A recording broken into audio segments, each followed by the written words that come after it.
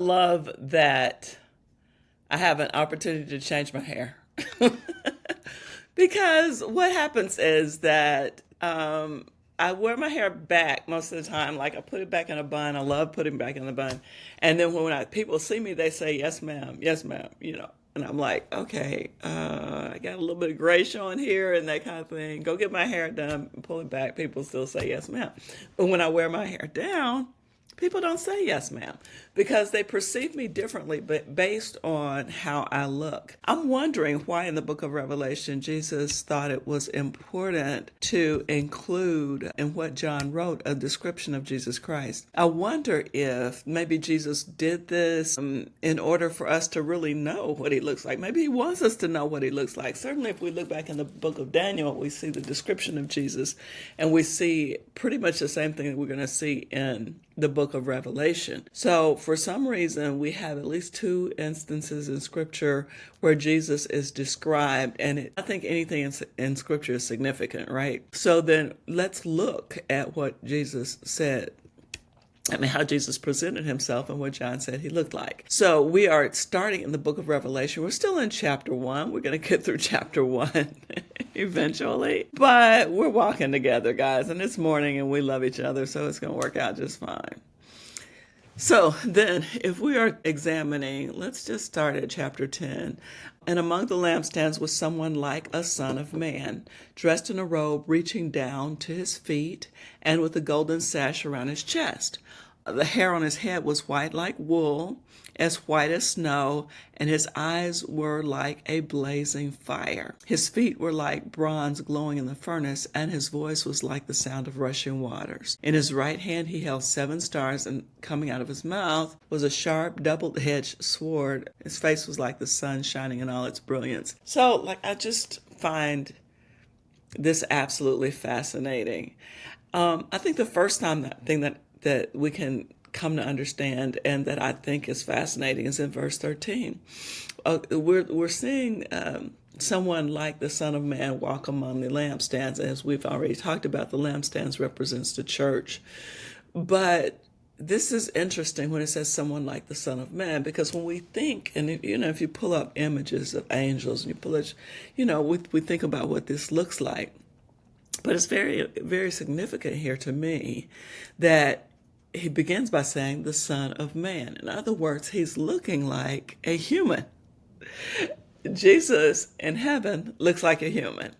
That it's kind of an honor for us humans that he still looks like a human. And he's called the Son of Man throughout Scripture. So this is the same one that would be recognizable from when he was here. Because in Scripture, he was a son of man. Here, he's a son of man. Not only that, he is manifesting as someone that looks human. But how human does he look? First of all, he talks about what? Oh, this is funny. All right. First of all, he talks about what he was dressed in. Like in the Scripture, how you dress is mentioned first. We thought it was just us. Oh, girl, she had on this gorgeous dress. We notice how people look, right? When we meet them, we unconsciously notice how they look, and we unconsciously have an impression about who that person is based on how they look. My son, for example, has dreads. So he has dreads. They're about up in the front. They're shorter, but then they go down to his shoulders, and they're thick. Back in the day, we had afros, maybe in the 80s, and you've seen pictures of the 80s and the afros. Well, his hair is dreaded, but it is puffed out, kind of like an afro. Well, maybe puffed out is not a good word, but anyway, it looks about the volume of an afro. So he has this, and then he does have a tattoo. He had a tattoo on his arm of a cross. About 15 years ago, he took out maybe not 15, maybe 10 years ago, he took out the little earring thing they put in the eyebrow.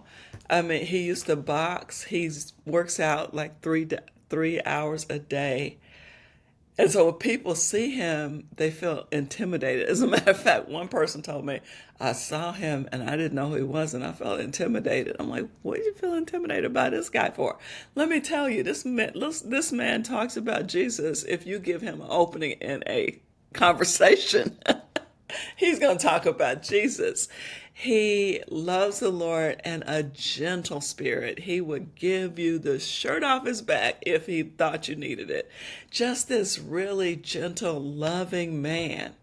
But if you look at him, he doesn't look like that. And so Jesus is like, this is really how I look. You know, go ahead and write that down, John. I want you to know this is how I look. And I want you to know this is what I am wearing. Which also tells me I need to watch what I'm wearing too, because what you wear says something about who you are, doesn't it? And I would say that the scripture is kind of interested in that, because when we look at the end of this verse, it says dressed. He start talking about how he was dressed. He was dressed in a robe reaching down to his feet. And so we have this robe, we have this one-piece robe that's going all the way down to his feet, like you see in all these Jesus pictures. But that's going to be the end of what the similarities are with the Jesus pictures, right? Because he does not look like the Jesus pictures. So he's got this robe going down to his feet, and he's got this golden sash around his chest. All right, so now we got that, how he looks. He's just like, beautiful. It's dressed beautifully. And then in verse 14, we're going to see that he has hair on his head, and his head is white like wool. But if you go back into the book of Daniel, it says his hair is like wool. So we have two references. This one is saying that the color of it is white, like wool is white. But if you go back into the book of Daniel, I believe it's around chapter 10, you're going to be looking at, so one of my favorite preachers says, you read the whole Bible, you'll find it. I love his preaching. But yeah, you're going to see that his hair is described as woolly. So our Jesus has woolly hair. That's white. Okay, so we got the robe, we got the golden sash, and we got the white hair. Already, right? And then the hair is as white as snow, and his eyes were like blazing fire. Check that out. So his eyes are like, when I think blazing fire, I'm like bright, and I don't know, because some fire is yellow, but then blazing fire can kind of be white too. It's just in our holy imagination put in there like blazing fire. And that's what his eyes look like. Then what's the color of his skin? For some reason, he wants us to know that his feet were like bronze glowing in a furnace.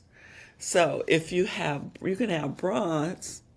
And we know what bronze look like, because we got bronze handles on our doors and bronze hangers in the back of the door of our bathroom. We have a lot of stuff in our house that's bronze.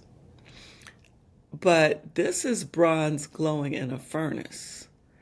So when bronze glows in a furnace, it gets darker.